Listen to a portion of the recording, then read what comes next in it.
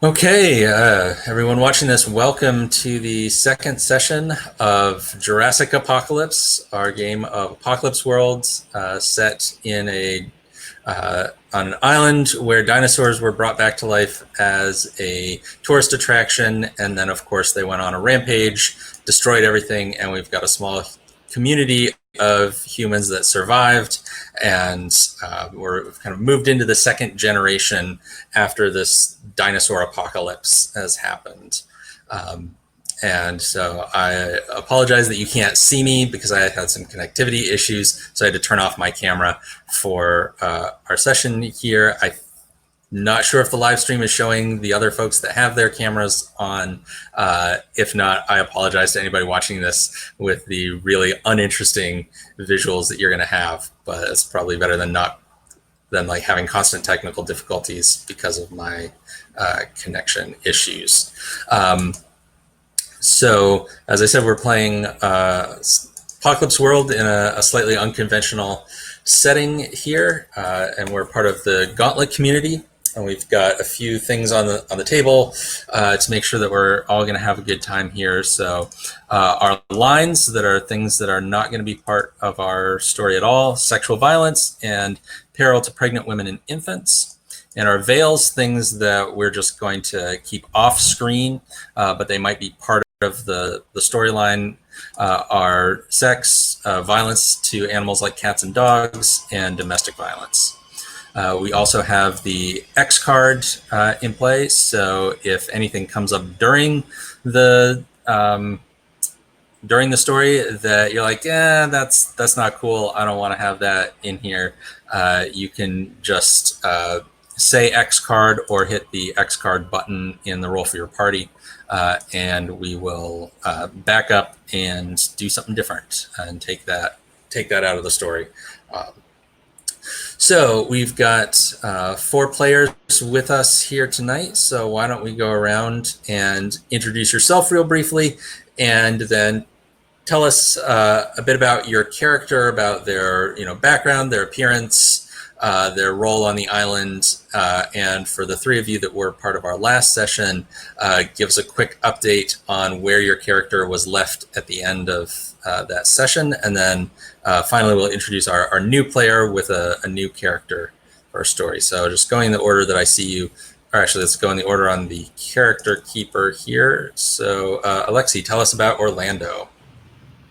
Hi there, Alexi, he, him. And if you want to follow my gaming exploits, follow my Twitter at Clovenpine Games. In this game, I'm playing Orlando. She is the Chopper. She's a woman wearing scrounged biker wear with a weathered face, weary eyes, and a wiry body. And she, unlike the Chopper in normal Apocalypse World, rides not a motorbike, but a raptor. She rides a aggressive, bucking Utah raptor named Buckland, and leads a crew of violent raptor raiders with no discipline whatsoever, who are all riding Utah raptors of their own. At the end of the last session, we'd seen Orlando manage to keep control of her crew and warn them off of causing any problems in the main settlement on this island, when she went in to deliver a scouting report to the council that kind of runs things, and successfully pitched them on her ambition of mounting a Diplodocus hunt. And everyone on the council was on board with this, except for the chairman herself, who seems to have a not fully warm relationship with Orlando. All right. And next, Peter, tell us about Slick. Yeah, hi. Peter, I use he, him pronouns. If you want to find me on Twitter, why?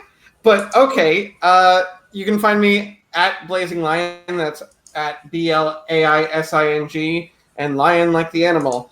More importantly, my character is Slick, the Brainer, he, him pronouns. Slick, I will give you a brief description. He wears high formal wear, has a pale face, wet eyes, and a slight body. As for his role on the island, I think a lot of people are still figuring that out. He always seems to be where people don't exactly want him to be. at the right time. Now, who's at the right time for? Well, that's anyone's guess. As for what we got up to last week, oh boy, Slick, not quite like his namesake. He was not very slick. Kind of currently in quite a bit of danger, and he isn't quite as set on necessarily helping anyone else, but he does seem to have his own reasons for being in certain places and seems to be keyed into a part of the island that very few other people are. It doesn't mean no one else is. It just means he's really freaking weird.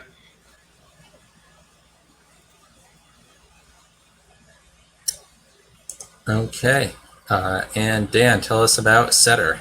Hey, I am Dan, and I'm playing Setter. I use he, him pronouns. Setter uses they, them pronouns. Setter is a reformed velociraptor rider turned journeyman angel for our settlement. And let me see here, last time they went on a journey to the spooky underground lab to try and find some sort of treatment or cure for a local child called JD. Didn't find anything, but it turns out that this, we thought, abandoned or maybe just full of, human remnants underground lab has living, speaking occupants. And Setter and Slick were both, I believe, captured, like properly just laid hands upon, and then it faded to black, and we'll see what happens. That's most of what I remember. All right, sounds good. And so Devin joining us for the first time, bringing in a new character of Ruby. So tell us about Ruby.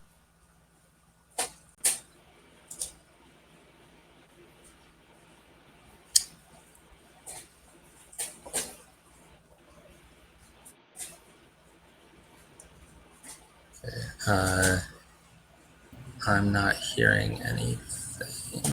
Yeah, I don't think we don't seem to be hearing you, Devin. Sorry. Sorry, I just had to rejoin back in. Can you hear me now? I can hear you now. Yes. Sorry about that. I got kicked off when we were hearing about Slick. Okay. Shoot. All right, so let's... Oh, geez. So you missed everything about Setter. I did, Oh, shoot. yeah. Okay. All right, so did you hear most of the description of Slick? Do you feel like you got that character? Yeah. Okay. So let's back up and cross our fingers that these kind of problems don't keep hitting us connection-wise. But Dan, would you mind giving us the rundown on Setter again? No problem.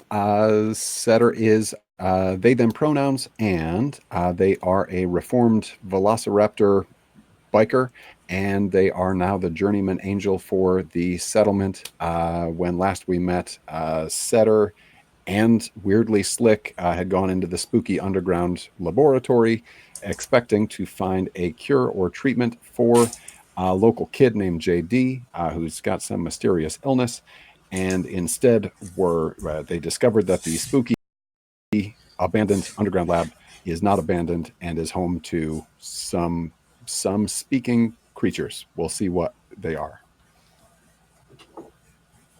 Okay, sounds good. Okay, so now, Devin, if you can tell us about Ruby.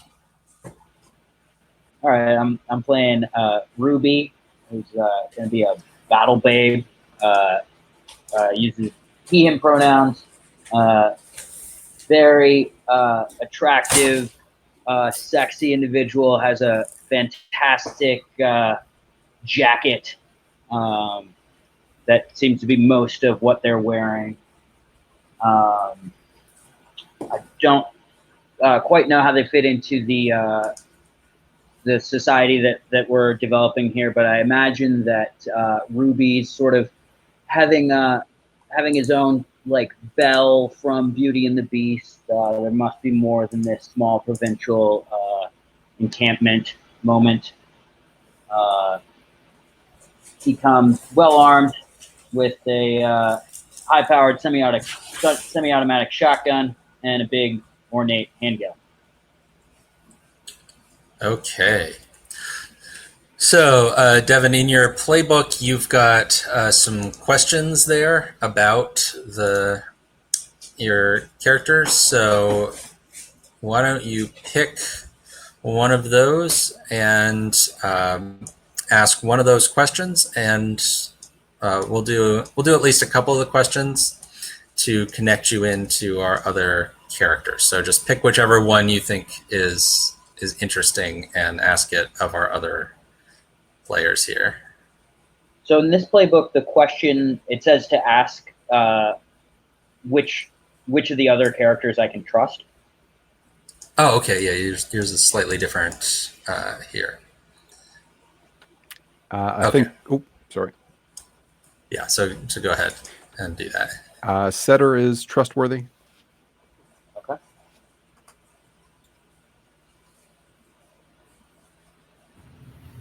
Can I trust Orlando?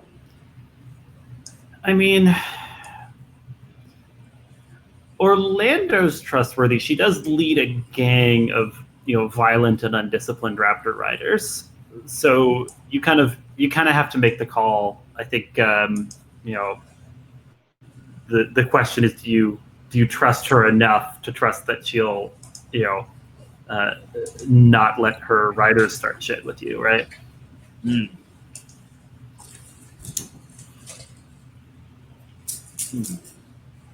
And can I trust Slick? Slick will say yes, and literally everyone else who's ever met him will say no. So I'm gonna go with no. You can't trust Slick. Great. Okay. I think that's perfect for Slick there. Okay. So now. So I just read that the Battle Babe hits +3 history with anyone they can't trust. Yeah. Because they're indifferent to what is safe and drawn to what is not. Yep. Hey, I'm a problem. Yep. Okay. So you can jot that down a little. Scroll down a little farther. You'll see the history section there. So then one more thing we need to do before we get started playing is to highlight some stats, because that's how you get XP in this game, is if you roll your dice and do a move that's associated with a stat that's highlighted. So you have 2 highlighted. So one is going to be highlighted by the person that you have the highest HX with. So Orlando, it looks like you're... oh yeah, and so the other 3 of you should check your whatever it says your default for people you didn't ask the question of is, and fill that in for Ruby.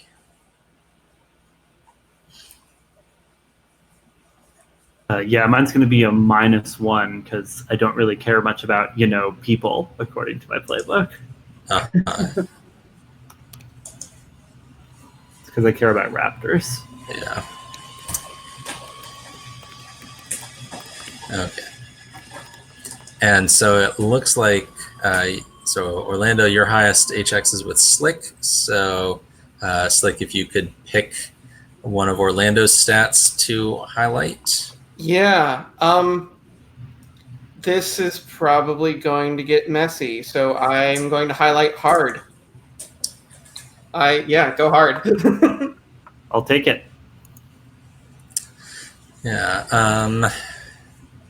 And I'll give you cool, because you might have to act under fire here, underground. Or wait, sorry, you're not in the underground lab. I'm gonna give you. I'll give you sharp instead. Just to flag, that's the same highlighting I had last session. Oh, was it? Yeah. Then I'm gonna change that. I'll give you weird. Cool. So if you roll that, you'll get You'll at least get something, even if you're not doing so well with that -1. Okay. All right, thanks. All right. So then, Slick, your highest looks like it's with Orlando. So Orlando, which of Slick's should we highlight? Let's keep things interesting and highlight Slick's hot stat. Okay. Okay. Interesting. All right, and I'll go cool for Slick. Okay. Okay. Cool. I was gonna say if someone went weird, I was also going to flag that those were the same stats. Yeah. Right. Yeah. Okay, and Setter, your highest. You've got a tie of Orlando and Ruby, so I think the rules you just pick one of them. Yeah, Ruby, what do you want to see? Let's go with hot. All right. Okay. And I'm going to go hard. I'd like to see the Angel try to fight their way out of this. Okay, and Ruby, your highest is with Slick. All right. Mm-hmm. Oh yeah, because of the non-trusting thing. Yeah.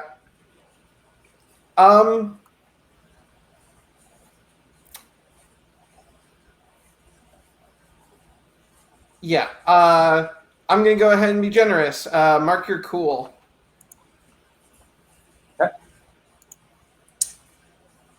Okay. And let's see. So nobody's got sharp marked yet, so I'm going to mark sharp for Ruby. So, all right. So we got all of that out of the way. So I think we are ready to launch into our actual play here. And so I know we've left Slick and Setter kind of hanging there for a week on that cliffhanger. I'm going to let them hang there a little longer because I want to get Ruby into stuff here. So I'm gonna start you off, Devin, with kind of a classic gauntlet opening here. So just as Orlando is coming out of the building where the committee has just met, they've just been talked into allowing this Diplodocus hunt that Orlando was pushing for, and they had some conditions on it that Orlando agreed to and so forth. So Orlando is going to find you outside having an intense conversation with Anaheim, who is the second in command of the Raptor gang. So you've got, and if you go to the NPCs and Places tab, you'll see a picture that we found to represent Anaheim. So Anaheim is there with the other Raptor riders that are part of Orlando's gang that were, left hanging out in the village while Orlando went in to have this talk with the committee. But I want you to tell me what is the topic of your intense conversation with Anaheim?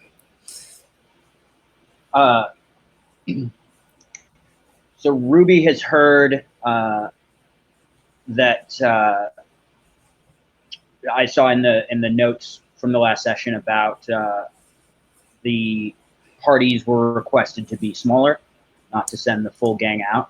Yep. And so Ruby has heard that this has come down and is trying to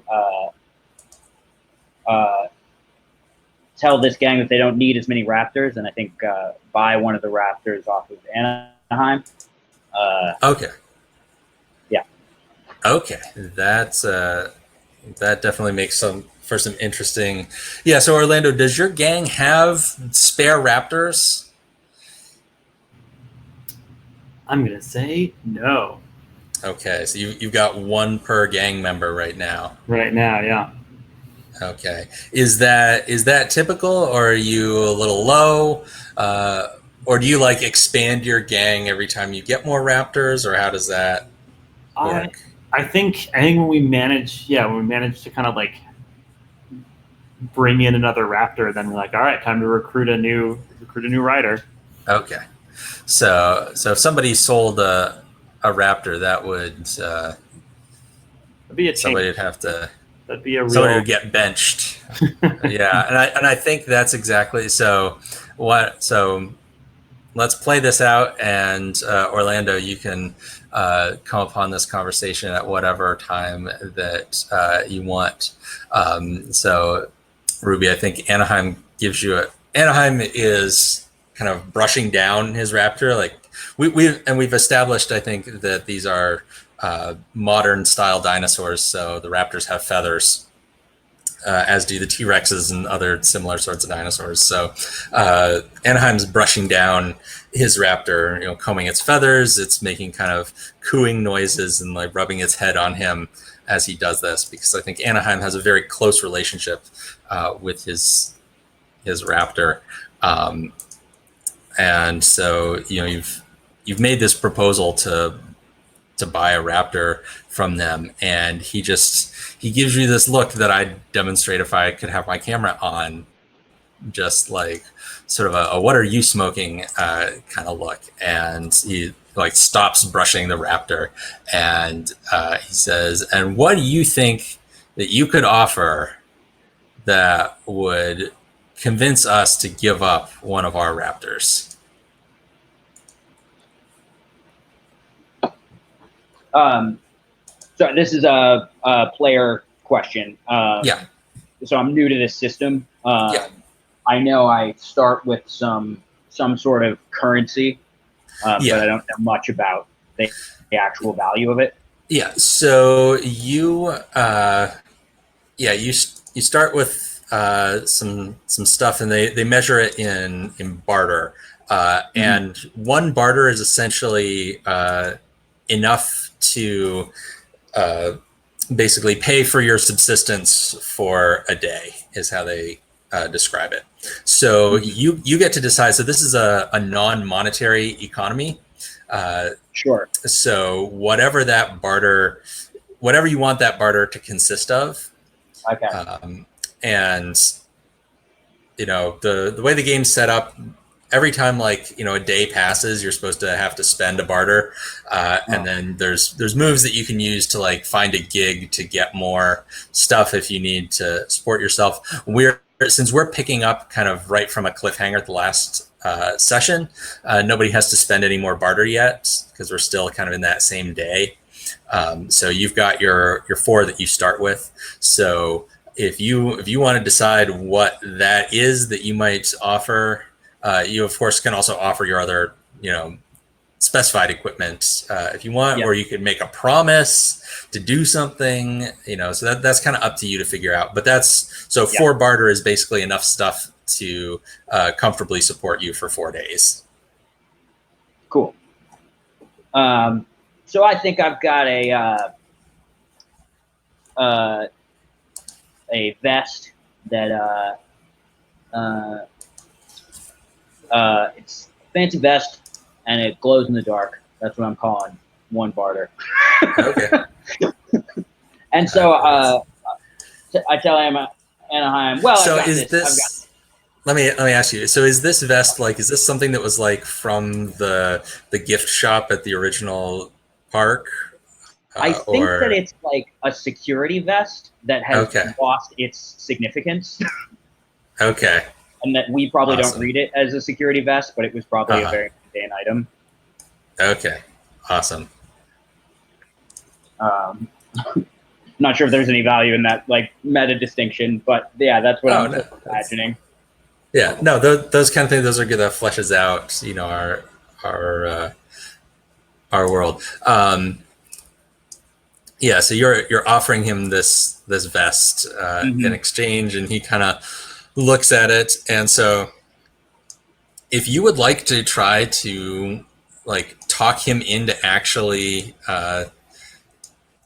taking you up on this deal, then we've got to move, seduce or manipulate someone.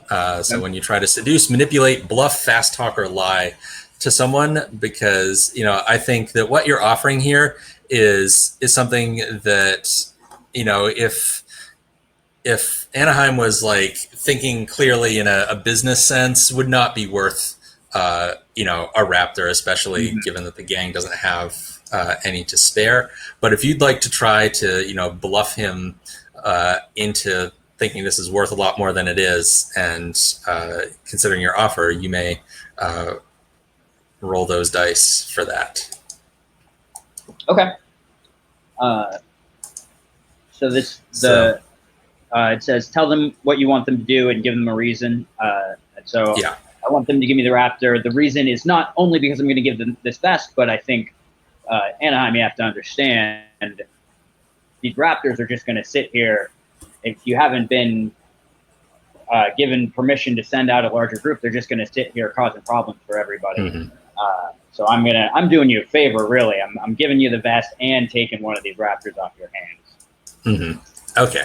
Yeah, good. So you're making a deal and you're tying it into the current political situation. I think that's a good justification to roll that move. So, have you used the roll for your party before? I'm just gonna roll. Okay, you got physical dice. Okay, that's totally cool as well. You'll just have to tell me what you get. So I rolled an 8. Okay, so you got, and is that with your adding your hot? Yes. Okay. All right. So on a 7 to 9, they'll go along with you, but they need some concrete assurance, corroboration, or evidence first. So I think that what he needs for concrete assurance, corroboration, or evidence is that he'll do it if he hears from Orlando that part of the gang is going to be grounded. So if because I think he's a little skeptical. You're telling him that this is going to happen, and he's heard. He says, I've heard that people don't want the full gang riding around. They've got some theory that it upsets the dinosaurs to have the whole pack of us. But he says he's like, no, I trust Orlando. Orlando is never going to agree to that kind of stipulation. Orlando's never going to break up the gang and make some of us stay home. You're crazy.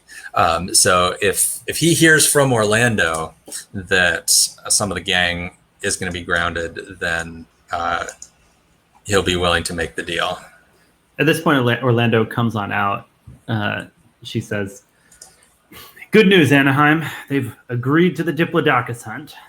And Anaheim, kind of yells like celebratory yell, and the other gang members, yell back, and a couple of them, jump right up onto their raptors, like they're ready to go right now. Whoa, hold up there. We're just gonna need to go about this strategic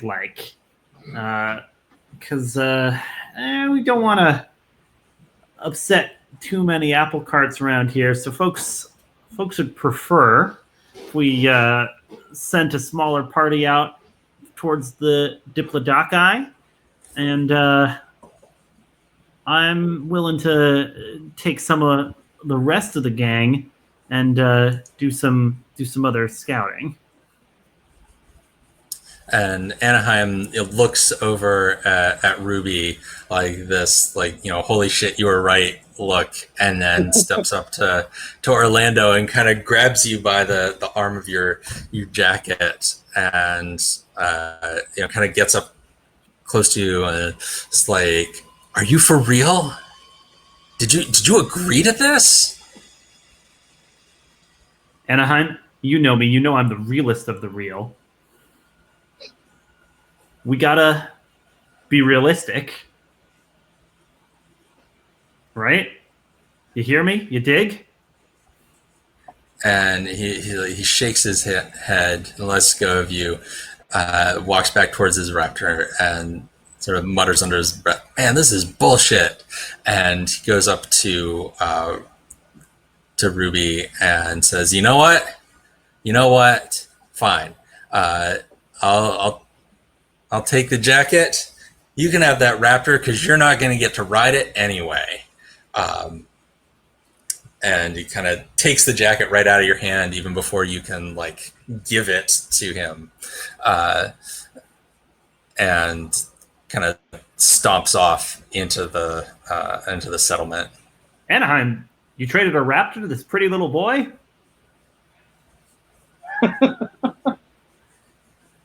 I think I look to Ruby, confused about this, back and forth I just observed. I think Ruby takes this opportunity to say, Orlando, it seems you have some problems with the leadership in your gang here. Thought you were a tighter group than that, but happy to have a raptor of my own. You even know how to handle one of these things? No, absolutely not. All right, you have fun then. That's exactly what I'm gonna have. Yeah, or Orlando just heads to wherever she has Buckland tied up, because she's gonna get her raptor ready to go out ranging and direct the riders where she wants them to go. But she's not taking very seriously Ruby's aspirations to ride a raptor with no training. Mm-hmm. Yeah. Okay. So we've got Ruby integrated into our story now. So now let's hop on over to where Slick and Setter. So when we last left you, you had just broken into this larger room that was at the end of this long hallway that you had been scouring. You kind of have this general idea of what kind of equipment you're looking for down here, because Slick had that vision, but the vision didn't really tell you exactly where to look for it. You broke into this larger room. There was a strong organic smell, like things are alive down here, and then you were seized from behind by someone, and you heard a voice saying something about what took you so long. So you're seized from behind, and then you feel something being kind of put over your head, like a bag to blindfold you, and then whoever it is that's got you by the hand starts to sort of push you along and take you on a very winding and roundabout route. It's the kind of thing that you can pretty well guess that they're doing to try to confuse your sense of direction, so that if you were to get out, you wouldn't know exactly where to go to run away. And eventually you're brought into a room, and you're kind of pushed down onto some seats that feel like the kind of functional and not very comfortable metal and plastic chairs that you might find in any sort of office. And you're left there. You're put down in these chairs. Your hands are tied behind you, although you're not like tied to the chair or anything that you can tell. But then you hear the people that brought you leave the room and shut the door, and you've got a moment, as far as you know, by yourselves in this room.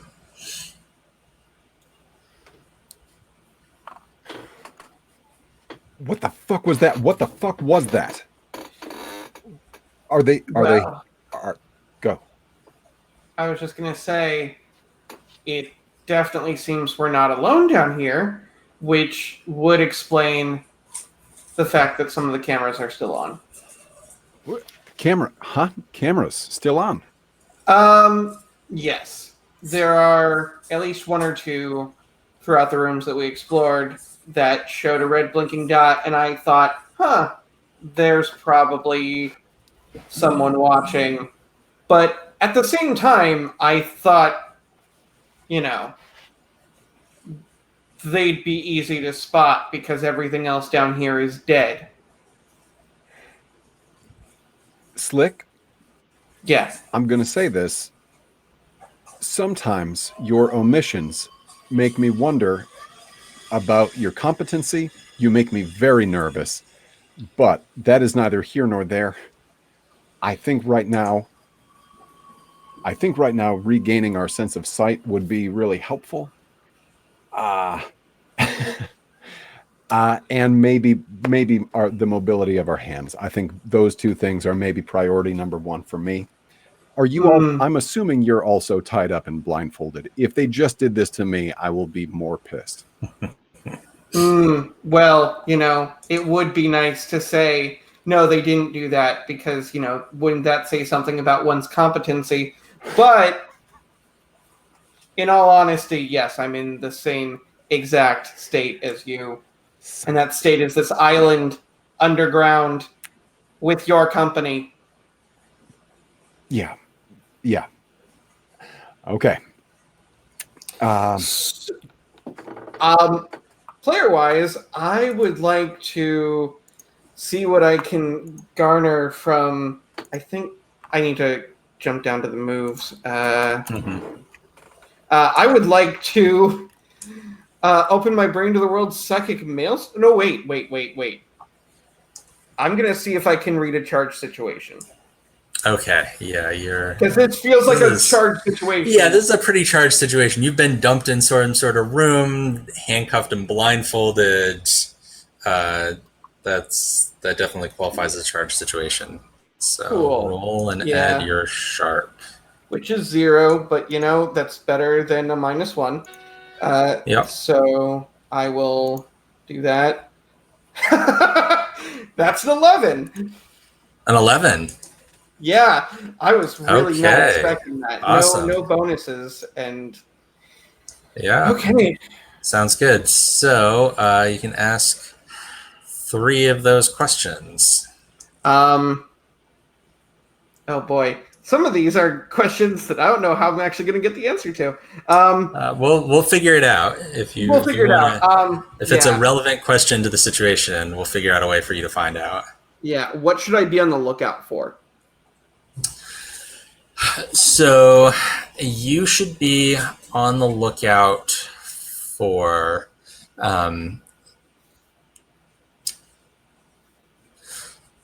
so you know that you are in a genetics lab. That's what this place was originally. You smelled that organic smell that clearly living things are down here. And so you should be on the lookout for clearly someone is doing something with all of the the technology that is down here. Like, it seems clear to you this is not just somebody hiding out in this underground lab, that they're doing something with all of the equipment and so forth that's down here.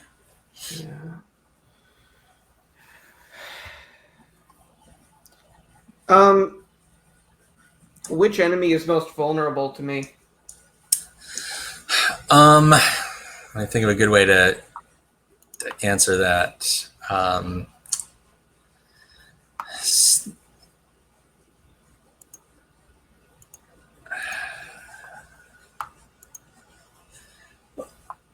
Well, so there seems to be only one enemy down here. Whoever captured you seems to be, or at least feel that they are, fully in control of the situation here. You don't get any sense that there's any sort of, you're not falling into the middle of a battle between 2 other groups down here. You've got, one clear antagonist, the person that that tied your hands and put the bag on your head. So if you can find a vulnerability in them, they're the ones that are vulnerable to you. Okay. And finally, where's my best escape route / way in / way past? I think escape route is probably what I'm settling on. Right. So why don't we simply say, I feel like this might be the kind of thing that Slick would be able to do. That, you know, I said they were taking you on this kind of winding route to try to confuse your sense of direction. I don't think that worked on Slick. I think that you feel like if you could get out of here, you know, if you got back out through the door you came in, or even possibly through a different door, that you feel like your sense of direction could lead you back to where you came from. You know, you have a good sense of how far and what direction you are from that entrance, and you know, you're familiar enough with these kind of labs aren't built to be like deliberate labyrinths or anything. So so their whole confusing your sense of direction thing did not work on you. And so if you do make a run for it, you'll be able to figure out where you're going. Cool. So I think, you know, even with the bag over my head and everything like that, I'm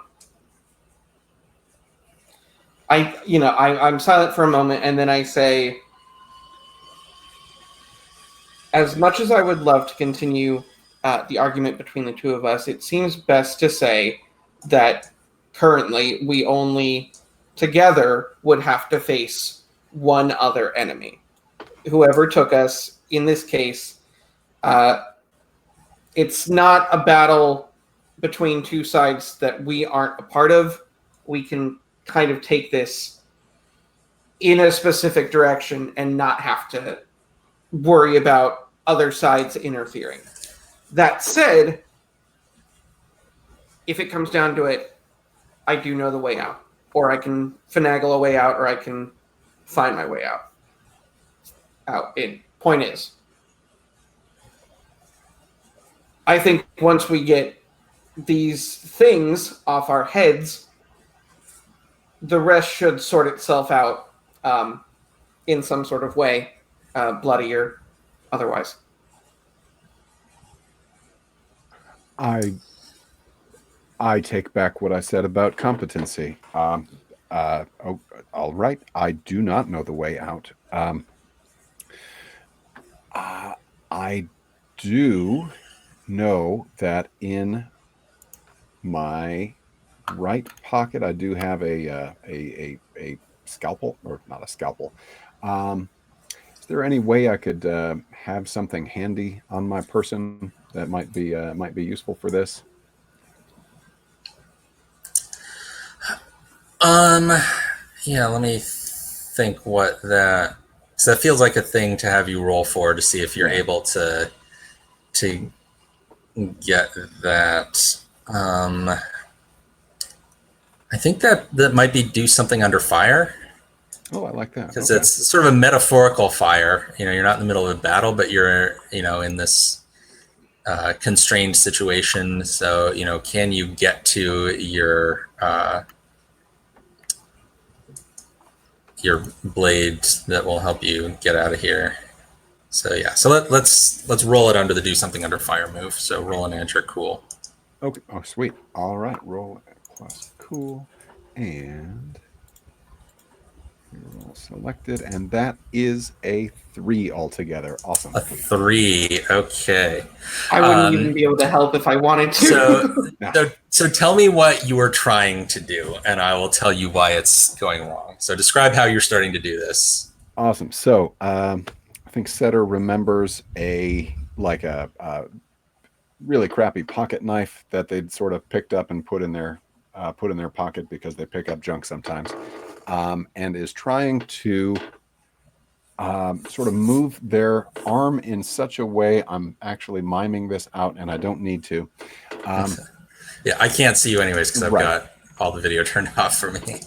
Is trying to just muscle their arms around in such a way that they can get to it, which is very awkward when your arms are behind your back tied together, and I assume sort of over the back of a chair.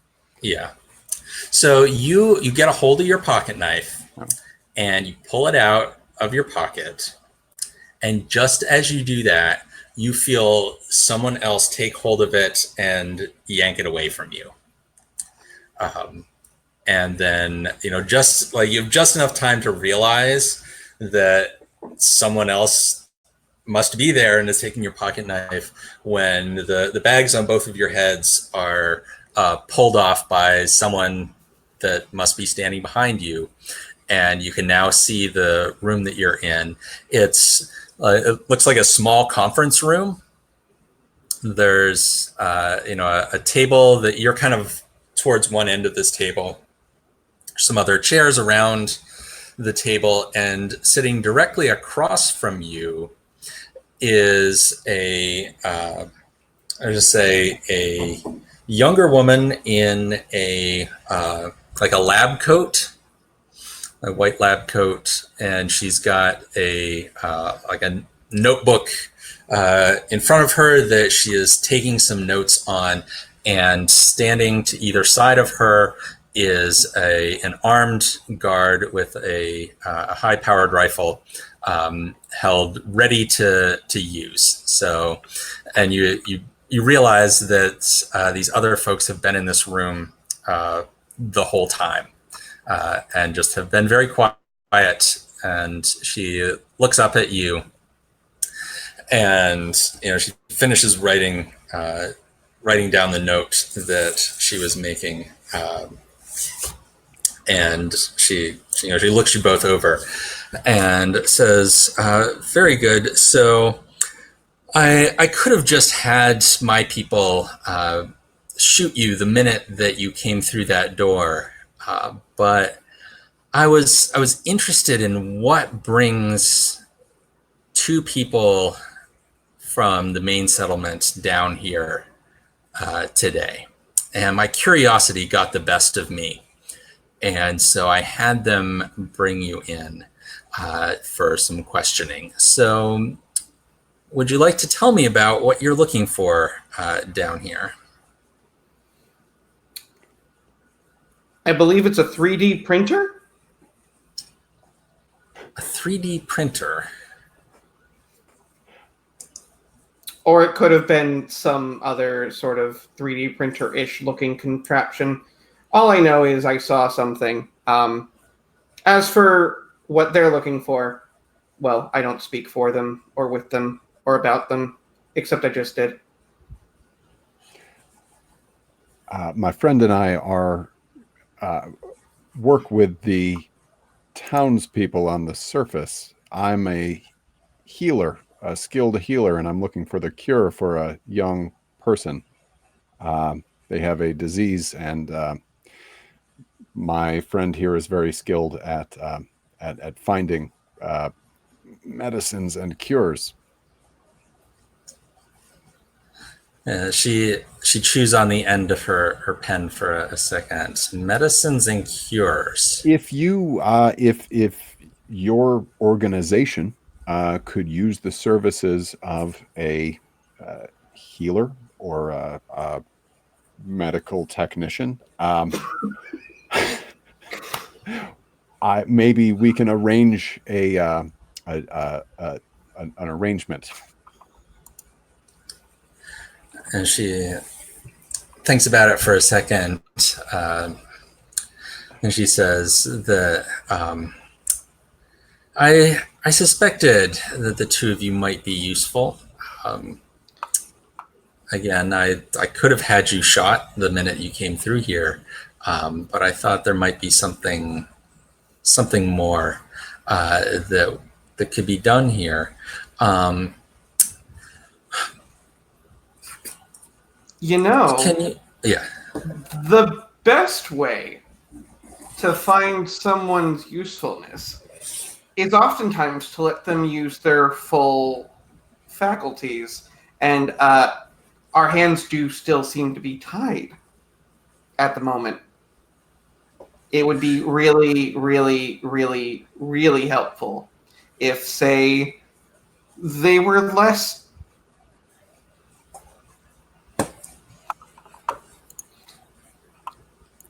And she like chuckles a little bit, and she like gives a meaningful look to each side at the two guards that have their weapons out. Like she's contemplating whether you really think you're going to get away with something by getting untied. And then she kind of shrugs and gestures towards the person that you've inferred is standing behind you. And she says, go ahead, untie them. We wouldn't want to damage their circulation, I suppose. And she kind of looks to either side at the guards again, just kind of reminding you that that she doesn't feel threatened, because she figures, she's reminded you several times that her guards could just shoot you if she wanted them to. Yeah. Also, I'm so glad that worked. I was ready to roll hot, but I'm so glad that worked. Yeah. Yeah. Well, I mean, it's good to set up some potential, overconfidence as a flaw in the main villain or something, But yeah, so you both feel that, whoever it was behind you that took the bags off your heads and, yoinked the knife from Setter, unties your hands, and mutters in your ear, Slick, don't try anything funny.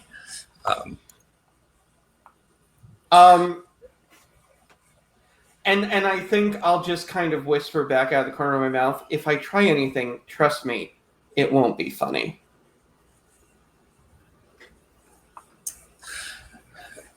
Setter, in a demonstration of his worth, says, I thank you. My shoulder had such a cramp in it. And then he places his hand upon his shoulder to demonstrate his healing prowess as his shoulder magically becomes better. Okay. Yeah, she sees, and she kind of nods appreciatively, and she says, well, I'm authorized, I believe, to strike up a deal here, but it is important that we ascertain your loyalty, because we wouldn't want to just let you go running off anywhere after you've seen some of what we're doing down here. So we want to make sure that this is a genuine partnership that we're entering into. And so we are going to ask you to come along with us to our training center, where we can get you prepared to contribute to our organization. Mm. And the guard that was, she gestures to the guard that was behind you, and the guard kind of grabs each of your arms with kind of that, like, trying to get you to stand up, kind of, gentle pull on your arm. I just healed that shoulder. Yeah, I'll stand up. And do I still have the sort of like lantern that I was using, or did that just get confiscated? I think anything that you had in your hand as you came in would have gotten confiscated. They didn't do a full pat down, because they obviously didn't catch that pocket knife.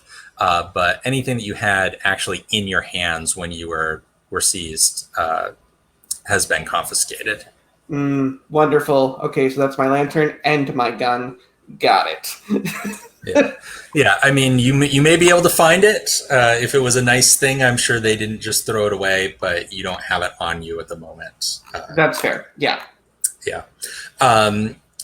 And so she instructs the guards. So there's the one guard that was behind you, and there's the two that were next to her. And she sort of instructs these three guards to take you to the dormitory, and she gives an address code number kind of thing that doesn't mean anything to you. And the guards kind of gesture for you to come with them out the door into the hallway.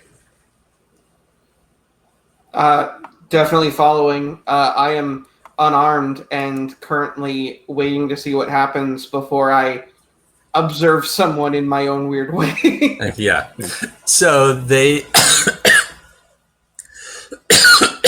excuse me. Bless you. So they take you down a short hallway to a much larger hallway, and in this area there are lights working everywhere. So unlike the area where you came in that had clearly been, disused for a very long time, this area is, it looks pretty run down. It looks old. They haven't been able to, there's cracked and missing bits of tile and stuff, but it's still working. The floors are clear. And don't have dust on them. The lights are mostly turned on. There's like fluorescent bulbs, and some here and there are burned out, but there's enough light to just kind of walk down the hallway. And they take you down this short hallway to this much larger hallway, and there's a vehicle waiting there, kind of like an electronic golf cart. And the guards kind of have you get on this electronic golf cart, and one of them climbs on the back to sit next to the two of you. The other one gets in the driver's seat, and they start driving off down this long hallway. And I think that's where we'll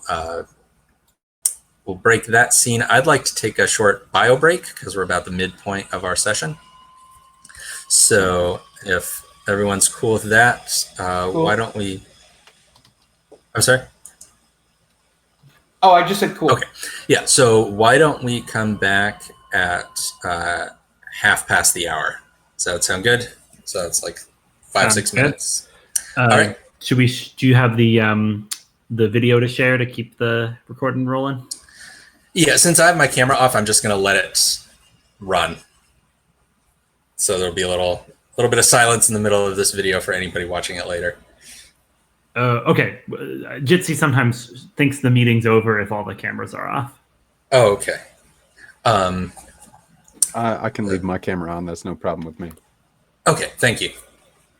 All right, so see you in 5 minutes. All right. See you.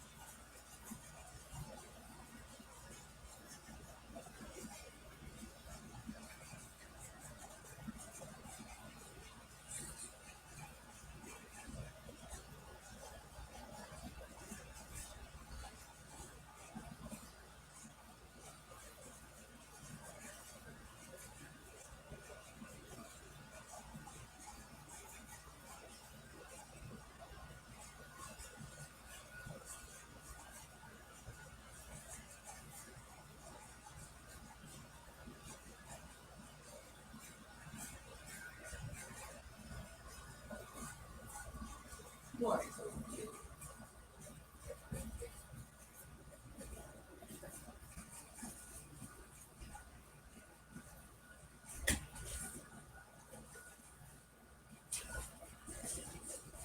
that?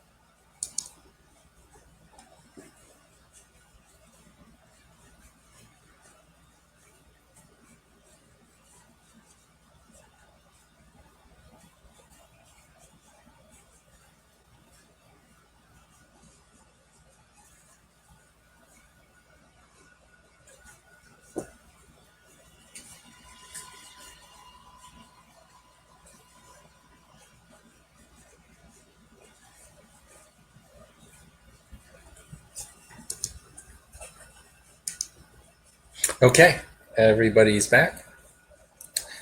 Okay, so we will leave Slick and Setter being bundled into this electric cart to be taken off to this dormitory for whoever it is that's living down in this underground laboratory. And we will now go back to our settlement. So, Ruby, I want to know what you plan to do with this raptor that you just bought off of the raptor gang. Well, first I want to try and figure out if I can ride it. I mean, I've seen other people do it, so it can't be that hard. Okay. Yeah. So let's call that, since you're trying to pull off something unusual here. Well, so first tell me, in what setting are you making your attempt to ride the raptor? Are you going to try to hop on it right there in like the main square of the settlement? Are you going to take it somewhere else to practice? Where and how are you making your attempt to ride the raptor? I think that I've seen this a million times, and that Orlando's gang acts very important, but that this is probably very simple. So I'm going to do it right in front of everybody and try and make a big show of it. Okay, sounds good. If I may, the raptor you have is named Mudge. Okay, Mudge. Sounds good. So I think we'll just call that do something under fire. So roll an edge or cool. All right. And you'll get an XP for that as well, because that's one of your highlighted stats. That's a 10. It's a 10. Okay. So on a 10 plus, you do it. So tell me what this looks like when you hop on the raptor. So I leap up onto the raptor, and I think that the raptor bucks, and that I like grab underneath its feathers right by its neck real tight, and with a like steely gaze look over my shoulder at one of the other gang members who's sure that I'm gonna fall off, but I'm able to dig in my heels, and I think it's they see a surprising amount of violence. What for them is probably something that's like something they're trained to do and something that has some technique to it. I think here I'm just muscling this creature, and it submits. Yeah. And, but you do get on it, and you get on it on your first try. And that's unusual. Most of the people in the gang remember their first few times trying to get on the raptor. They couldn't do it, or they were like hanging on for dear life, or, the raptor would try to buck them off. So, you did it much better than most first-time raptor riders would. And so the rest of the gang is kind of stunned for a second. And then you get this big, loud cheer, kind of raucous round of applause and shouting, because they're impressed. They think you did pretty well there. And in fact, a whole bunch of them jump on their saddles as well. Or I guess I should ask our chopper, do you have like saddles and stuff, or are you just sitting straight on the raptors' backs? What kind of, is there like equipment? I think we got something. It's like not what a like contemporary equestrian would call a respectable saddle, but we've cobbled something together for our raptor riding. Yeah, surprisingly, the theme park hadn't built raptor saddles. It's for like their- they didn't even think about what They- people would ride on if all the dinosaurs Yeah. escaped and created the Dinopocalypse. They actually did have a few Triceratops saddles because there was one exhibit because so the Triceratopses were some of the more sedate dinosaurs that they had, and so you could ride a Triceratops, you could sit on a Triceratops while it like walked around this pen, right? But Yeah. those obviously don't fit raptors. So. Okay. Can I like catch the tail end of this? Ruby mounts the raptor scene. Yeah, because I think, in fact, all of the gang members now are getting on their raptors because one of them, give me another name and pronouns for another. Now that Anaheim is kind of demoted, who's another influential member of the gang here? Haymarket, she, her. Okay. Yeah, so Haymarket is the one that kind of took the lead in, going from being stunned to being like, no, this is cool. We're going to, give Ruby this round of applause. And so Haymarket says to the rest of the gang, let's all go take Ruby out for a ride. And so they're all getting saddled up. Of course, just after you promise not to take the full gang out on rides. Haymarket seems to have already forgotten that stipulation, and so they all look like they're about to go charging out of the settlement. Yeah. So I guess I make my entrance by like firing my submachine gun in the air, just as I get everyone's attention gesture. Uh-huh. And I'm like, so the pretty boy can ride. Great. But I need you lot to remember what I just told you. Haymarket, you want to go for a ride? Go and set up a perimeter around the Diplodocus territory. But you're taking, and I count off, half the crew, and I'm like, you're taking, Marn, Sydney, those folks. And then I'm like, St. Louis, you're with me, and Ruby, you too. Someone's got to keep an eye on you till you're steady and not going to fall off that thing. Okay, so it sounds like you are trying to impose your will on the gang. Yeah, there. Gotta keep imposing my will on the gang. So Yep. we'll roll Yep. Pack Alpha to see how well this goes. Good. That's a 9 plus 2 hard is an 11. Okay, so let me see what that.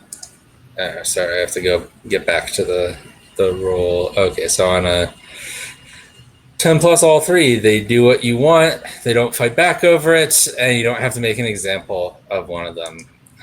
So why don't you just go ahead and describe how they react to your orders, and of course, Ruby, you get to decide. You're not part of the pack. You haven't had Orlando's will imposed on you, so you can, describe your own reactions here. Right. Yeah.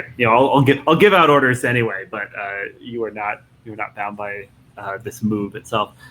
Yeah. I think that there's a murmur that goes through the whole crowd, and then I kind of do.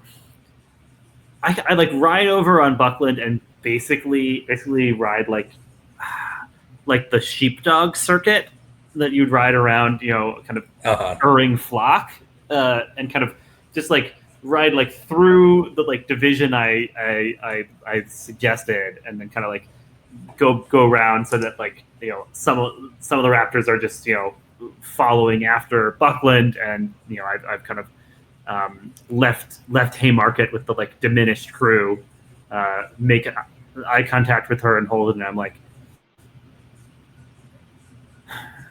scout it out. We're gonna bring down a Diplodocus, feed the pack for weeks. Don't let me down here. All right, Haymarket? Yeah, and Haymarket sighs. She realizes she got too excited on seeing how well that Ruby did in jumping on that on the Raptor, and kind of realize, yeah, you're in charge, and she kind of nods to you and says, "Right, boss, right. Come on, let's go." And she gestures to the other gang members that you had assigned to this detail, and so half the gang rides off out of the settlement, and as they go by, you see a number of the people in the settlement give them kind of dirty looks as they go by. Yeah, I say to the ones left with me, all right, boys, girls, folks, raptors, let's go take a little look-see, see if we can clear our name around these parts, set people's minds at ease about this chimerical raptor-born illness stuff. We're gonna go find Setter. Okay, so what information do you have about Setter right now? Can we say that I heard that he had set out to try and find a cure for JD? Yeah, you definitely know that. Then I'd love to like start with that, and then basically like just kind of just set out, and kind of in Orlando's mind, it's like we're gonna trust to intuition and like good old fashioned raptor senses to lead the way, but mechanically it might be a open your brain to the psychic maelstrom to just try and get a bead, right? Yeah, because my sense of things is that that underground lab is not a well-known location to everyone, and it's certainly not the obvious place. Like, if somebody were to guess where Setter went, they probably wouldn't guess, oh yeah, that old underground lab.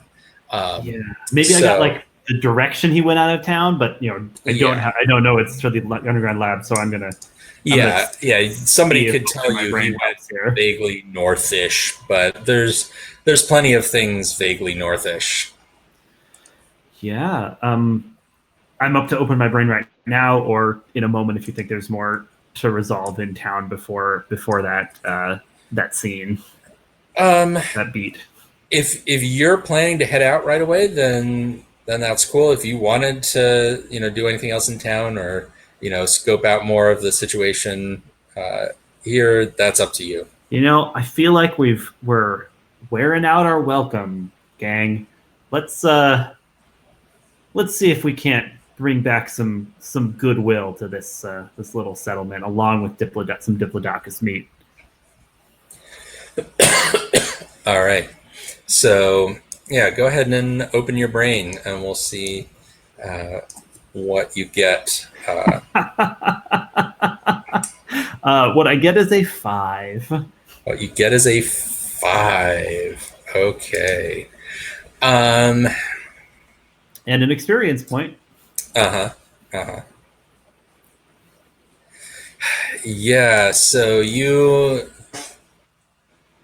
open your brain to get some visions of things, and so remind me. I know I had you put some places on the map to start out. Which was the place that you definitely did not want to find yourself? The volcanic springs by the side of kind of western side of Mount Mesozoic, because that it really spooks the raptor something fierce. Right. Yeah. So you get a very clear vision of Setter kind of picking their way around the volcanic springs and searching around there, looking like maybe some of the chemicals that are being deposited by these volcanic springs maybe have some sort of medicinal properties or something like that. But you get a very clear vision of Setter in that location. Yeah, I think like what we saw was kind of Orlando like lower her head, kind of like rest her helmet against Buckland's head here as like she was doing this like trusted intuition deal, and she like opens her eyes. She's like, "Oh boy, this will not be fun." All right, and she like kind of pulls on the very like scrappy reins setup she's got, and kind of like like pats Buckland's side and aims out of the settlement towards the springs, doing the hand gesture for people to follow. Okay. And she probably like turns back to see if Ruby's coming along like she told him to. Yeah, Ruby, are you riding along? Yes. But sort of hanging back near the back of our group. Pretty boy, I want you in the middle. If you're hanging at the back, you could drop off and we'll forget about you. Okay. I want to know if there, like, what happened to the person that used to ride Mudge? He has, I forget his name now, let me look. Anaheim. So last you saw, he was kind of storming off into town. He took that vest and left you behind. And so you could go look for him if you wanted to, but you don't know where he went beyond that he left the gang.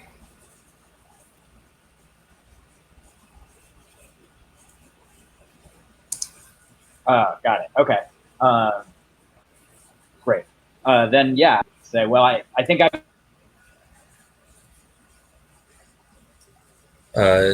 You're your new second in command now. So you're I'm breaking up there. Could you say that again? Oh, sorry.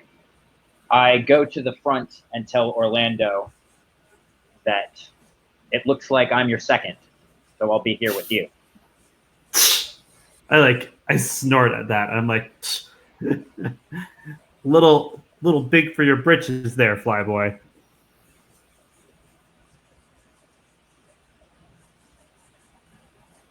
We'll see. We will indeed. Okay, so you're headed off in that direction. So why don't we flip back to our other folks that are underground? And I promise I'm trying to steer this towards the various groups coming back together at some point so that you can get other between character interactions besides the two pairs that we've got going on. It's just a little complicated when some of you have been taken prisoner underground. So Setter and Slick, are you just going along with it, being hustled onto this electric cart? You do have two armed guards. The third guard stayed behind with the woman that was talking to you. And I think I forgot to mention the detail, but it was definitely in my imagining of this scene, is that the guards are in kind of full riot gear, including helmets that have a visor down, so you can't see their faces. But so there's two guards with you on this cart getting ready to take you deeper into this complex. I mean, I think Setter's, just sort of going along with it, biding their time. Okay. Yeah. I think in this case, Slick is too, but he keeps eyeing the guards, kind of gauging which one to stare more at uncomfortably. Okay, so the reason they're getting you on this electric cart is they're taking you quite a long distance. You end up riding on this thing. It's not a particularly fast thing, right? It's like an electric go-kart, or like electric golf cart. But it's, you're going through some of these hallways for quite a good distance. You're riding for, we'll say, at least half an hour. So the plays are taking you two is a good distance away. And they finally get you to the place they're taking you, which to you doesn't look really any different from any other part of this underground complex. They've taken a few turns here and there, and Slick, I'll give it to you that your sense of direction, especially now that you've got the bag off your head. Again, you've gone a pretty good distance, but you could retrace your steps, back out.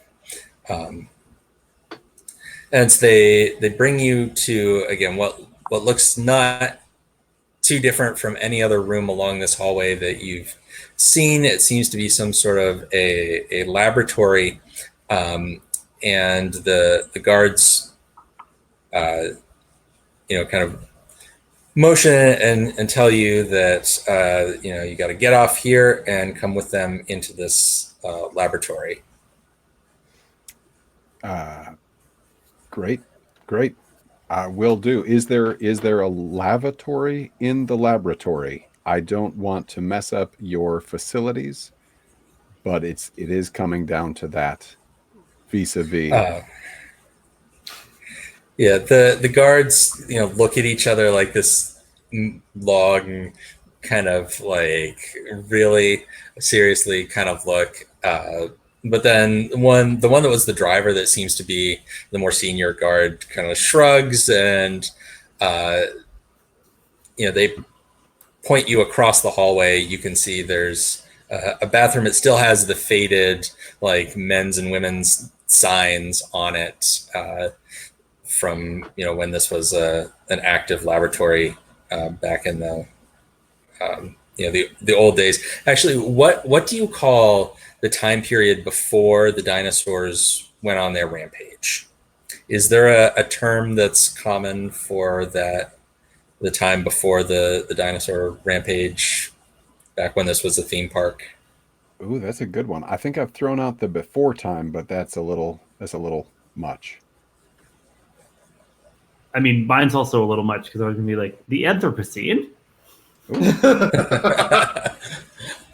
don't know. I kind of love that. Yeah. We're now in the post-Anthropocene. We're in the Dino-cene era. Yeah. I feel like Slick doesn't. This is one of the few things that Slick just doesn't have an opinion on, because he's like, time didn't stop and reset itself. We're still in the same period of time that we're alive. So I don't know why everybody's getting in a huff about this. Yeah. So this is now the throwing out that term Anthropocene is making me think that maybe one of the reasons this dinosaur rampage was so successful and the dinosaurs have maintained their kind of supremacy on this island is because of climate change occurring. Like, that's the one impact of the outside world. You're totally cut off from communications and transport and everything, but like the rest of the world is still experiencing climate change. And so that's making the world more Mesozoic, and so that's given the dinosaurs an advantage here. So that's my backstory to our setting. But yes, so the Anthropocene has been succeeded by the Dinocene. So the guards point you to this bathroom that's across the hallway from where you are, and they say, make it quick. And they kind of set themselves up to stand guard at the door. Well, are you both going in the bathroom? I think Slick thinks about it and goes, I could use a minute. Okay. Yeah, so they kind of set themselves up at the door to wait for you while you both go in the bathroom. All right. And immediately start ransacking, looking for stuff, anything that can be used as a bludgeoning object. Well, no, they're in armor. Yeah, they're wearing some armor. They've each got what looks like a high-powered rifle. All right. Well, I think we're in the same loo. Slick, we've got a few minutes to talk. What What's the plan? What's the plan? We need to get rid of all the toilet paper. Yes. That makes no sense, but I wholeheartedly agree. Toilet paper.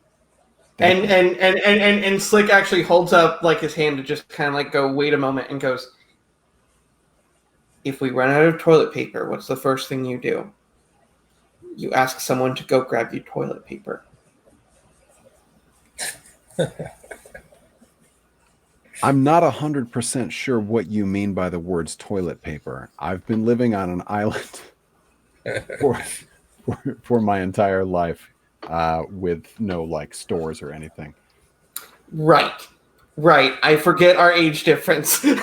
I know what that means, and you don't. That's so weird. I love that the toilet paper is like this like lost ancient knowledge here. But it's it's true, right? There's only so much toilet paper that would have been in the storeroom. Yeah, and Slick goes, the stuff that you use to clean up your shit on your butt when it's I'm not going into this more. Leaves. Yeah, leaves. I got you. See if somebody can get me some dry leaves or like a book to tear stuff out of. Yeah. Okay. Point is, and I'm just going to go into the stalls and see if there's any leftover toilet paper and just start getting rid of it because, and I'll get rid of it by like stuffing it in the toilet because on the off chance that they do come in and go, oh no, like, I don't know, maybe we just absolutely flood it and in the disturbance caused, we get the hell out of here. I do like the idea that like we both went in the bathroom, it immediately starts to flood, just because, man, I held it in. And actually, I love that idea because then I think I'll try and get rid of it as much as possible, and then Slick will poke his head out the door, and with the most remorseful look he can muster, go, I'm sorry. I know you've probably been down here a while and actually have to use these facilities, but we seem to have a bit of a flood and we're out of, the items used to wipe oneself. Would either of you be willing to go and grab something so that we can clean this mess up? It would be really, really awkward to just walk away and not deal with this. I mean, this could have some serious repercussions in the future. And I doubt two lovely, handsome-looking guards such as yourselves would want to let that slide. Because then people will slide. That seems pretty clearly seduce or manipulate someone. Yeah. So roll it and see here. Yeah, I don't know why I'm doing this because it's highlighted, but my hot is -1. And that is a 7. It's a 7. Okay. So on a 7 to 9, they'll go along with you, but they need some concrete assurance, corroboration, or evidence first. I think you're going to have to actually flood the bathroom for them to buy that there's a real problem going on in here. Yeah, and I think as they kind of like give me that look, that indiscernible look of like, all right, well, prove it. I kind of give a loud like my head is sticking out the door and my arm that's like not seen just starts like banging as loud as possible on the side of the bathroom as like a signal to flush everything, start like it's a signal to Setter to go, like, just go nuts. Oh yeah. Oh, and Setter starts flushing, turns on all the sinks, and from the outside there is the echo of a pained groan of, oh, this is not good. I am not well.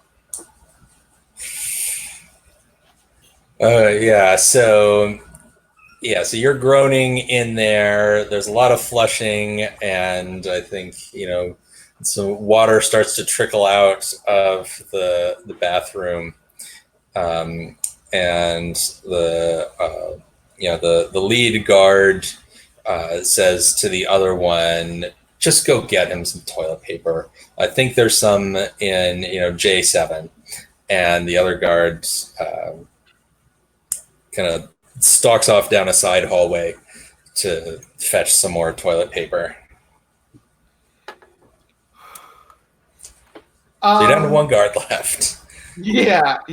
I'm trying to see.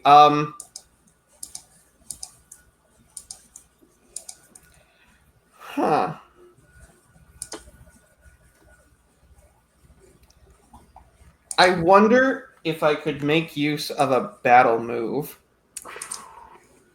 Because I'm looking at the subterfuge moves, and there's the when you're the bait, when you're the cat, when you're the mouse, and the all use cool.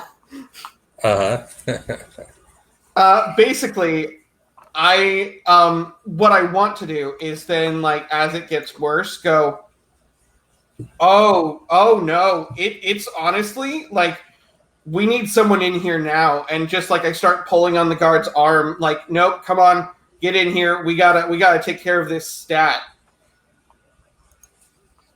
Okay, yeah, I think rolling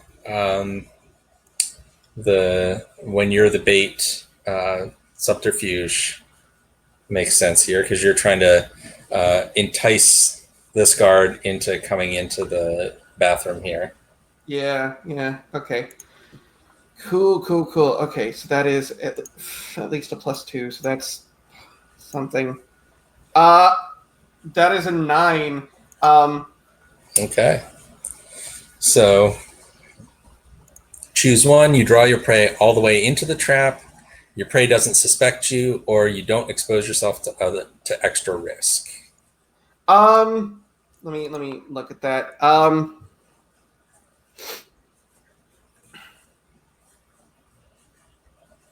Let's go. You draw your prey all the way into the trap, because that seems like the most debilitating way to go. Get in here, and I fully expect things not to go completely my way, but at the very least, he's in the bathroom. And does the bathroom have a lock of any kind?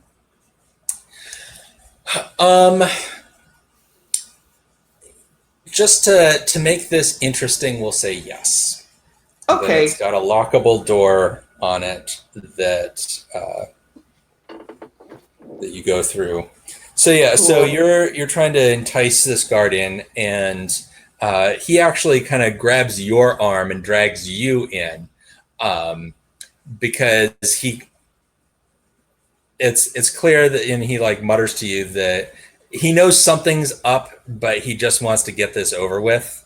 And he's like, what are you up to in here? What the fuck is going on? Don't you know how to take a shit? And like drags you back in there with him. He's got his gun ready in the other hand, as he's splashing into this bathroom that's now flooded. And so I'm envisioning this as a bathroom with maybe like a couple urinals and 3 toilet stalls and a few sinks to the other side. Okay, go ahead. I think as Slick and the guard passed that first stall, Setter pops out and tries to seize that gun. Tries to see if he can lay hands on it. Seize by force. Yeah. Okay. All right, and that is plus hard, I think. Gravy. Yeah. And that's a +1 and reroll. Come on. 7. Hey, it's not 7. nothing. Yep. Okay. So you can choose 2 off the list. You inflict terrible harm on the guard, and so I think that's you weren't really trying to harm the guard at all. Right. Right. You're just trying to take the gun from him. So if you pick that, he'll take a harm from it. You suffer little harm, you take definite control of it, or you impress, dismay, or frighten your enemy. So pick 2 of those. I'm gonna pick the last 2. I'm gonna get that rifle from the fella and impress, dismay, and frighten him. I think maybe I give him a little nudge to the knee and trip him as I take the gun from him, and he is in no state to get back. Yeah. So what happens, I think, is you go to grab the gun from him. You yank it out of his hand, but he does get like his finger was on the trigger because he knew something was up. He knew that you weren't just having trouble with the toilets in here, so he was ready to do something. And so because his finger was on the trigger already, as you grab the gun away from him, it does go off, and the bullet grazes you enough to give you 1 harm. So mark down one harm there. I'll let you decide what part it hits on you, but it goes off. And so there's been a gunshot in this bathroom, and so it's extremely loud because it echoes in the bathroom, and the whole thing spooks the guard, and he slips and loses his footing in all the water that's on the bathroom floor. And so just as you're getting like full control of the gun, the guard has kind of fallen back against the sinks and is now scrambling to get back to his feet, and is having the realization that he no longer has his gun, and he looks like he's grabbing for something else at his belt. I would like to read a person. All right. Because this is certainly a charged situation. Absolutely. But also, it makes me very happy because now I can actually use casual brain receptivity and roll weird instead of sharp. Because yeah, do it. When reading someone. So I will do that, and that is a +3, and that ultimately results in a 9. Again, why do I keep getting? Okay. Yeah. Although, I mean, Setter, if you wanted to try to help, oh yeah, I could definitely see a way that since you're in this charged situation, you're the one actively threatening this guard. So I'm sure that would make the guard let his guard down and reveal more. How's this for illustrating that? Since he's sort of on the floor at this point, I think maybe Setter toes up the visor on his helmet, allowing Slick to make eye contact. I imagine that might be helpful. Yeah. I think cool. That's pretty good. And a roll plus HX. Does that sound right? Yes. Which in this case is a -1. Oh, sweet. Okay. That is a 7 - 1 is 6. Ooh, okay. 6. Okay. Doesn't add anything. Yeah, it doesn't add anything. It doesn't subtract anything either. So you're still going to get your one question. But so you do toe up the guard's visor, and when you see the guard's face, the guard's eyes are the first thing that you notice. They are yellow, and they have a kind of slit-like pupil rather than a little round one. Very dinosaur-like, in fact, is what these eyes look like to you. Awesome.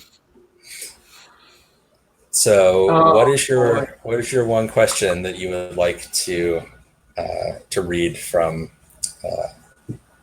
our friend the guard? How could I get your character to switch allegiances? To switch allegiances. Oh. That's a tough one because you haven't uncovered very much about who the guard has allegiances to. So let me take a second and think about how to answer this. Sure.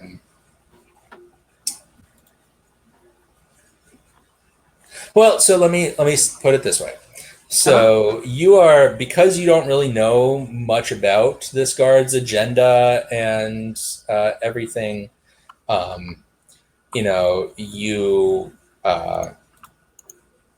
not going to really persuade him to have a change of heart or a conversion or something. But you guys do have the gun. And, when the guard was fumbling at his belt, there's a smaller weapon there. And so I will say if you're able to grab that from him as well, then you have all the firepower. The guard has none. That armor is good for if you try to bonk him on the head with something, it's not going to stop a bullet. And so the guard, having threatened enough people with getting shot in his career, will be very responsive to do this or you will get shot. Okay. And you've got him in a pretty vulnerable position right now. Yeah. I'm not entirely certain what move I want to do, but what I want to do is basically, as I've looked at him and kind of made that eye contact, while keeping that eye contact, I just kind of want to get my foot as close to his arm that's reaching for the thing on his belt, and just kind of look deeply into his eyes and just go, I really wouldn't do that if I were you. That sounds like go aggro. Okay. You've made it clear what you want him to do and what you'll do to him, right? You will hurt him bad if he goes for that secondary weapon. So great. Another move I have -1 for. So okay, here we go. Yep, my luck has run out. That's a 3. Oof. That's a 3. Okay, so yeah, you make that threat to the guard, and the guard seems to kind of realize that this is his only chance. He's had just enough time to kind of get his bearings again after having the rifle taken from him, and so I will give you a choice in terms of which bad outcome you would rather have. Because the guard could get to his weapon and take a shot at you and give you 1 harm as he leaves, or he could leave without taking a shot at you, but lock you in this bathroom, since we've established it has a door. I'll put that on your lap, which bad outcome you want to deal with. I'm going to go the second one. Okay. Lock us in. Okay, yeah, so the guard scrambles to his feet. He grabs the smaller gun, the handgun off of his belt and is pointing it at you, doesn't fire it because, he's just had to deal with 1 gunshot in a bathroom, and it seemed like a bad idea. But, he points it threateningly at you, steps back out of the bathroom, slams the door, and you hear the door, the lock click in the door. And so why don't we leave you two locked in the bathroom and switch back to we've got Ruby and Orlando riding dinosaurs, riding your raptors towards the volcanic springs, where for a fact is where Setter went. That's where we're gonna find Setter. Yep. So there's, I figure, kind of a path that goes out that way, because these volcanic springs were a good, like, a thing that a lot of the tourists went out to see. And they've been much more active since the dinosaurs took over. You suspect there might have been some sort of venting infrastructure that's tamed the springs to make them more tourist friendly in the past. This is all broken down. So these volcanic springs are, pretty violent, pretty dangerous. But there's this, road, and it's fallen into some real disrepair. You wouldn't want to drive a wheeled vehicle down it because it's, the pavement's cracked and potholed and has, small trees growing in the middle of it in a few spots. But if you're riding a Raptor, that's not an issue. All right. Yeah. I'm like, and so you're trucking down this this path, and look alive, everyone. Yeah, you come around a bend into an area that is kind of a little more open area, and run smack into a group of Pachycephalosaurus, the one with the bony heads that like to ram into each other. And from your experience that this is a crowd of males who are kind of showing off to try to win a mate. And they're, running at each other and ramming each other with their heads. And they see the raptors, come around the bend there and give you this look like, oh, something else for us to ram. And you can see one of them kind of dig his feet in, getting ready to charge you. That's great. We got Packies, people. And I think I'm like getting my machete ready, but also I dig my feet in right to the sides of Buckland, and I'm like, let's show these herbivores who's boss. Because I think I want to use one of the Road War moves here. Yeah. If you'll buy that this dinosaur is another vehicle. Yeah. And just kind of, they're a similar size to the raptors. So if the raptor is a vehicle, Pachycephalosaurus can be a vehicle. Yeah. Then I wanna have like I'll take point, and we'll see if I need to call the gang in to back me up. But I'll try to just kind of like charge ahead on Buckland and shoulder aside the like lead Pachycephalosaurus, see if that like teaches the others not to mess with us. Okay, sounds good. So roll that. All right, so I'm on the Road War page, and it says to shoulder another vehicle, roll plus cool. Yeah.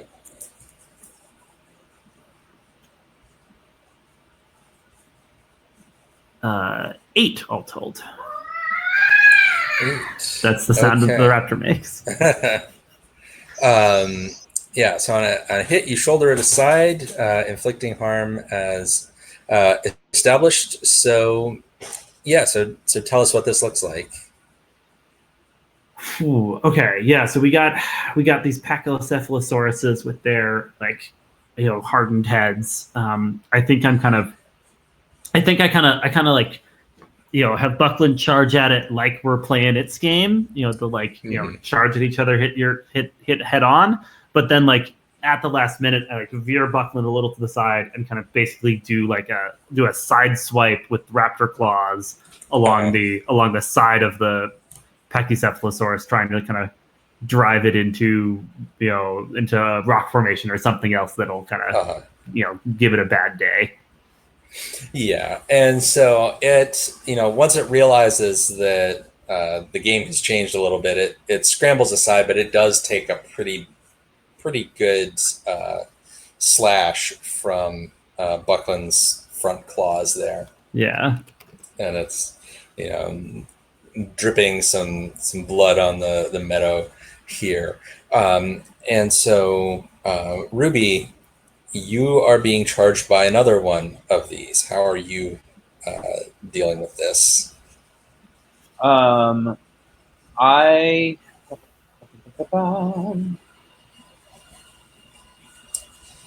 uh, I want to take like a bullfighter matador approach and try and Okay. outmaneuver and maybe get it to like run into somebody else. Okay.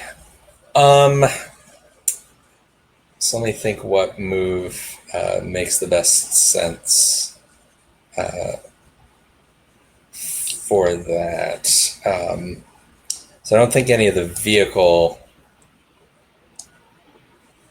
moves Seems like it make. could be either outdistance or just act under fire. Yeah, since you're not trying to run away from it right now, right? You're trying to like trick it into doing something else. So I think I'd call that act under fire. Okay. You want me to roll that? Yeah. That is a 10. It's a 10. Okay. So tell us how this goes. I think that I like sort of move Mudge ahead of one of the other riders in the pack in our gang to try and get the attention of the other packy and get it to head towards us, and then at the last second leap out of the way, trying to send it towards somebody behind me. Yeah, so it takes the bait and misses you with its charge. And I think since you both had hits on those moves, I think that you've kind of made your point to these creatures, that they kind of realize that you're not to be messed with, but they also, feel confident enough that, because these are raptors, they're predators, but that the raptors aren't here to eat them right now. And so they all kind of back off towards the edge of the forest, kind of warily watching you, ready to charge again if they need to, but also kind of like, let's give you a chance to just pass. That's right. And it'll all be okay. You better run, because we're raptor riders. Isn't that right, crew? Yeah. Yeah, the rest of the crew give you kind of a lackluster cheer. I can't hear you. They cheer louder. I give a big grin. Yeah. What do we see up ahead if we're like keeping an eye? I mean, I guess like there's a role, if there's a battle move for this for keep an eye out, but I guess if you just like at a glance, what do I see beyond the area? Yeah, but because you're not really in a battle. Okay, good. Right. Yeah. Because you're just going along. So, and it's not even a charged situation. So I think this is just, I tell you what you see. Yeah. So you're continuing along this road, and you eventually come up to where the volcanic springs are. So your little run in with the Pachycephalosauruses is kind of the highlight of the trip in terms of unusual things happening. And it has taken you most of the day to get down here. So it's at this point, because this is the same day that you had your, your Gave my meeting with presentation. the committee Yeah. and all this kind of stuff. Like, it is starting to get a little dark. And so it's actually kind of cool to come up on the volcanic springs as it's getting dark, because there's some glowing from some of the active lava, and some of the chemicals that are deposited around the springs are a little phosphorescent, and so they're glowing in the twilight. So it's actually really cool. And it was you paid extra for the evening tour of the volcanic springs back in the Anthropocene. But probably not the best time to be exploring the springs looking for a person. So Yeah, and the raptors are on edge around here. Yeah, they're not happy about having to come to the volcanic springs. Oh boy. I'm like, all right. Folks, we're gonna